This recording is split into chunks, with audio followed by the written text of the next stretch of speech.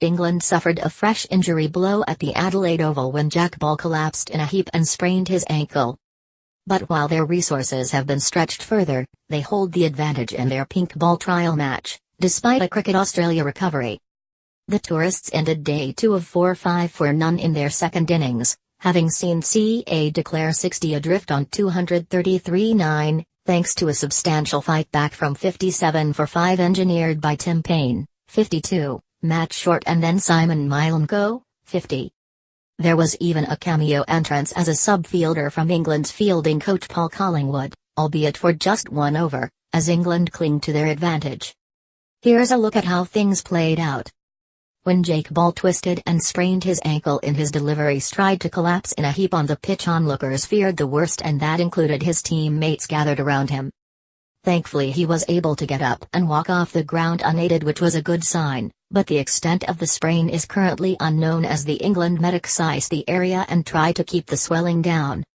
Even if it is not too bad, there is a bit of a dilemma for England in terms of whether he needs to play in Townsville to prove his fitness for Brisbane, since he has looked in fine fettle out here. With Stephen Finn joining Ben Stokes and Toby Rowland-Jones at home and Mark Wood not ready for a comeback, England's unavailable attack looks rather good. I won't lie, I've been worried about Chris Woakes. Since his breakout summer with the ball in 2016 he has gone off the boil a little.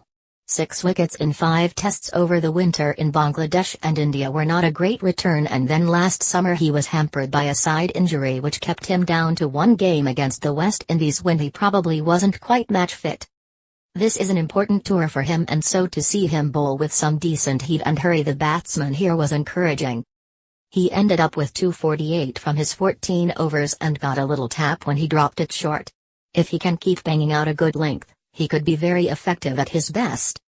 Daniel Follins turning the ball sharply into James Anderson's pads to wrap up the England innings for 293 and claim a 5-wicket haul must have been a terrific sight for fellow leg spinner Mason Crane, who was the non-striker and gives the ball a big rip. But you shouldn't always believe the hype, because sometimes it doesn't turn nearly enough, as Will Pukowski found out when he decided to leave a ball that pitched on middle stump only to watch it hit the top of the off. Crane found life a little tougher thereafter and was pretty expensive in the context of this game. He dropped the ball too short too often, but he will be better for the extra overs. Jake Ball hobbling off the field was not a good moment for any England fan, but the sight of fielding coach Paul Collingwood entering it with his whites on as a substitute fielder for James Vince was a vintage one. On the ground where Collingwood played his most memorable test innings of 206 in the 2006-07 series, he rolled back the years and almost effected a run-out which would have sent the squad into raptures. It wasn't quite like the time when injuries were so bad that England physio Dave Rooster Roberts had to field and then ended up breaking his finger. After all, Collingwood is still captain of Durham and he scored 1,087 championship runs last season. He is in decent shape and enjoyed his over of running around, but for those who think he might actually get a game in the Ashes, think again. Keeping under lights and with a pink ball is not as easy as using a red ball during the daytime, but Johnny Bairstow acquitted himself well on the ground, where he will be expected to gobble up any chance that comes his way during the second test. In particular, Bairstow took a smart one-handed diving catch to his right to get rid of Matt Short when he and Tim Paine had put on a good partnership.